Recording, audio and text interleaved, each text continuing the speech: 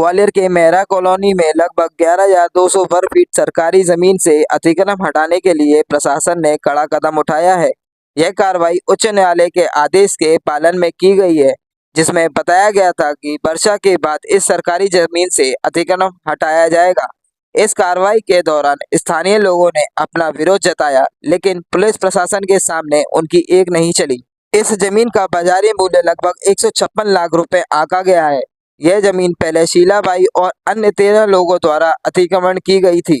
Sir, ये 2021 से एक PIL चल रही थी शासकीय संपत्ति पे अतिक्रमण हटाने के संबंध में। बंटी जाटव वृद्ध शीला जाटव, उसके संबंध में अभी अगस्त में एक तारीख लगी थी। उसमें ये माननीय हाईकोर्ट ने कहा था कि इसको अतिक्रमण हटा करके कंप्लायंस रिपोर्ट पेश करें।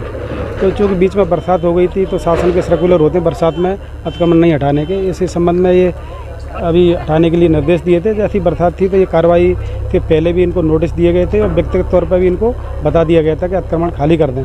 तो आज शीला जाटव पर भी कोई कार्रवाई करेंगे? शीला जाटव का भी मकान तोड़ दिया है, या तो उसकी कोई कंप्लायंस आती है, कोई नोटरी वगैरह, तो उस पर भी संबंध जो विद्युत मकान बन रहे थे उस समय प्रशासन ने कार्रवाई क्यों नहीं की? उस समय भी इनको नोटिस दिए गए थे हटाने के। उस समय भी ये 2016 से ही ये जब फूटी कॉलोनी थी तभी से इन पर नोटिस लगातार जारी चल रहे थे। वो माननीय न्यायालय में भी प्रकरण प्रचलित है। आपका परिचय? मैं यहाँ तहसीलदार हूँ मेहरा का, महेंद्र यादव, नायब तहसीलदार। बीरन सिंह रावत। कब से आप यहाँ रह रहे थे? 8 साल से यहाँ पे रह रहे हैं। किसने ये आपको ज़मीन बेची? ये ज़मीन जो है ना शीला जाटव से ली गई थी उस समय। तब जब बनाया था तब इस पर कोई कार्रवाई किसी की कोई नज़र नहीं थी। उसके बाद कुछ साल बाद ये जगह जो खाली पड़ी थी सामने की, जब इसको बनाया गया तब इस लोगों ने अपनी तरफ से दबाव गुंडे भेजे थे हमको हटवाने के लिए। फिर हम लोग इकट्ठे हुए तो नहीं हटे। फिर इसके बाद ये भी ऐसा ही पड़ा रहा। मतलब ये पूरी जगह यहाँ पे 18 बीघा जो है शासकीय ज़मीन है पूरी।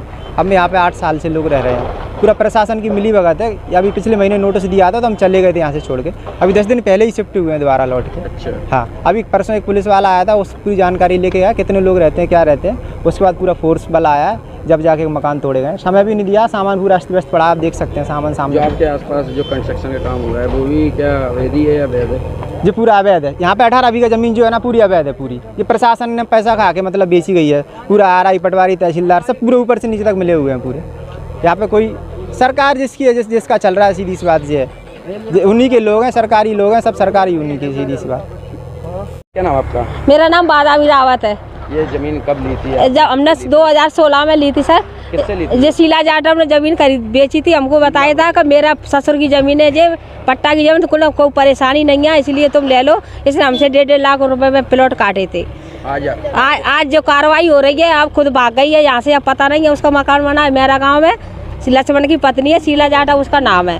क्या तोड़ने के लिए पूर्व में आपको सूचना दी गई थी?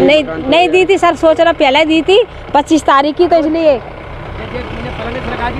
हाँ, तो इसलिए हम लोग आए थे। 1 महीने पहले नोटिस दिया था। पहले हम लोग चले गए थे, काली करने कोई तोड़ने नहीं आया।